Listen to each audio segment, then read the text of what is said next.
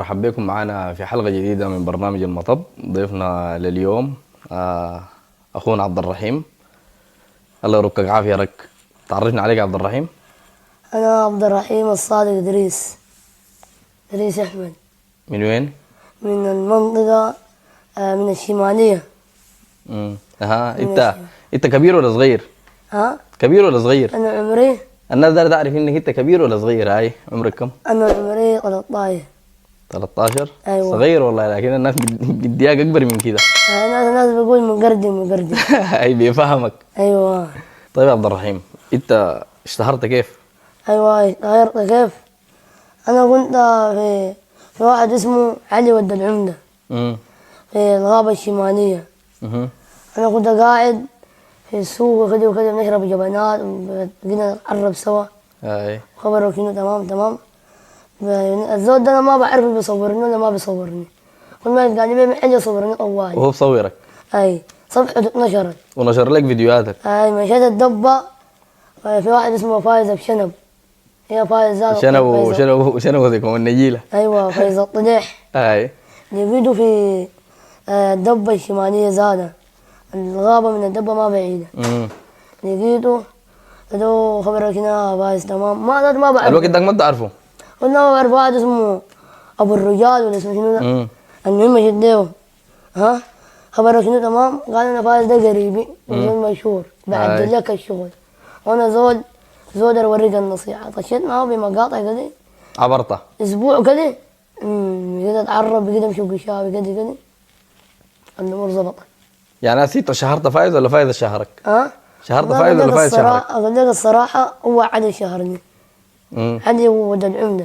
علي ود العمدة. علي بداية، يعني بداية شهرتك. البداية. لكن العبر بيك. العبر بي. فايز شنبو زي يكون. خبرك انه تمام؟ خبر منو؟ خبر منو تمام؟ راجع ثاني ولا ما راجع؟ والله الرجع حار. بيجي تحري كل اسبوع؟ اخر اسبوع يومي. الله الغايرة دي. طلاق واقف بصبرة. رجع حار عديد. عايش عيشة الملوك هنا. ايوه يا اخي والله انا تعرف ما تقول القاهرة وما تقول كلامي ده. يعني انا اشتقت للسودان. واشتقت لمشاعر السودان. وناس السودان والله ما في ارجل منهم. ناس السودان ناس دبابين كبيرين. وربنا يساعد السودان والناس ترجع لنا طيبين وسالمين. وتحياتي للسودان. انت مع منو انت؟ وين؟ جيش ولا دعم؟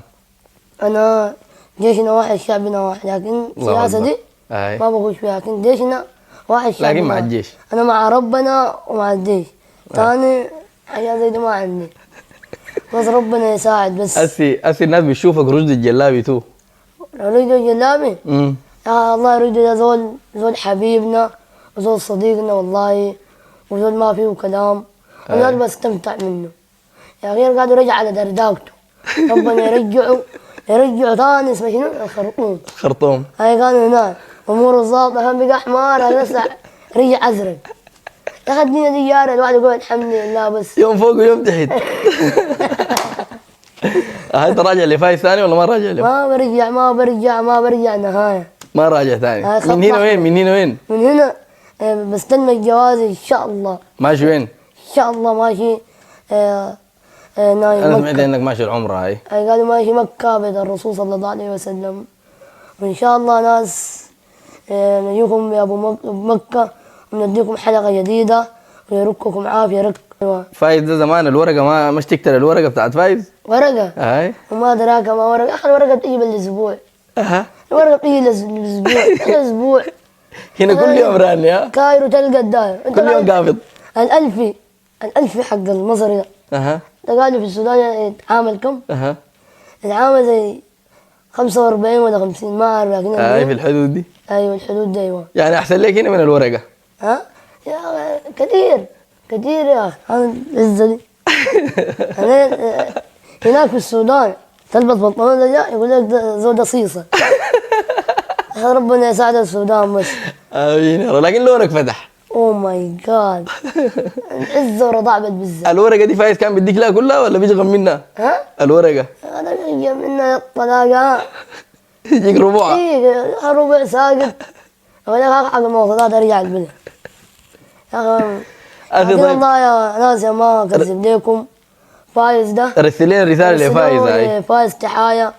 والزول ده زعل مني شديد شديد عديد. والله زعل مني عديد. انت فايز ده معزتك ليه شنو؟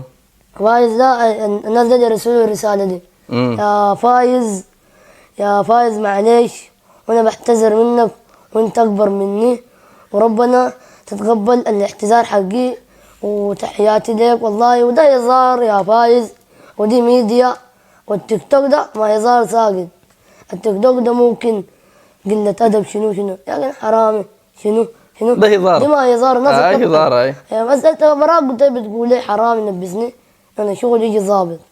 هسه لو ما كلمة حرامي دي ما كان اشتهرنا كان ذا. التيك توك انتهى عديد. اي فايز الناس كلها عارفين انها هزار. أيوه لكن السياسي الناس كلها بتقول انه الاعلانات بتاعتك دي زي بدر خلع التبقيت يعني بدر خلع المدرسه بتاعتك. أيوه بدر أخوي لا ذاته المكنة ذاته ده الراسطة. انت تعلمت منه طريقه الاعلانات دي أيوه يعني؟ والله بدر أخوي هذا والله أنا بحضر مقاطعه وبحضر مقاطعه شديد كثير وجدا عديد وبديه متابعة لايك اكسبلور بأي وقت. والله ثاني ما بترجع عرفت الاكسبلور ثاني ما بترجع. اوه ماي جاد. هسه يعني احنا سمعنا بعدادات الفنانين. انت ذاتك قالوا بيجي عندك عداد. عداد هاي عداد يعني ضحكات. ما هم يجي كده تستفيد شنو؟